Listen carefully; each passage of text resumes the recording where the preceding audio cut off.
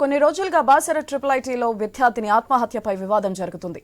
ఇటీవల కాలంలో Basara triple IT తరచూ వార్తల్లో నిలుస్తుండటంతో ఎమ్మెల్యే పవర్ రామారావు పటేల్ ఆకస్మిక తనిఖీ చేపట్టారు.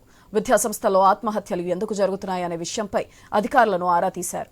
ఏదైనా కష్టం వస్తే తనకు తెలియజేస్తే పరిష్కరిస్తానని, ఆత్మహత్య ఏ సమస్యకు పరిష్కారం కాదన్నారు.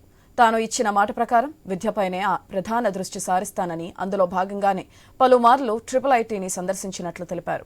సమస్యలపై మొదటిసారిగా అసెంబ్లీలో ప్రస్తావించిన విషయాన్ని ఆయన గుర్తు చేశారు.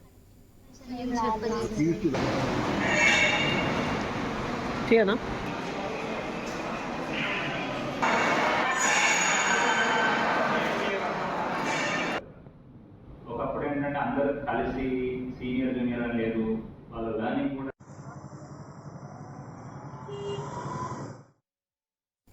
కొన్ని రోజులుగా బాసర ట్రిపుల్ ఐటీలో విద్యార్థిని ఆత్మహత్యపై వివాదం జరుగుతుంది.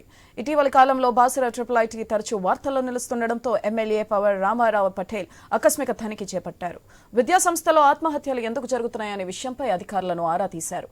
ఏదైనా కష్టం వస్తే తనకు తెలియజేస్తే పరిష్కరిస్తానని, ఆత్మహత్య ఏ సమస్యకు పరిష్కారం కాదన్నారు.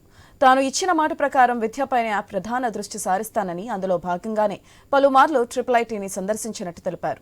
సమస్యలపై మొదటిసారిగా అసెంబ్లీలో ప్రస్తావించిన విషయాన్ని ఆయన గుర్తు చేశారు.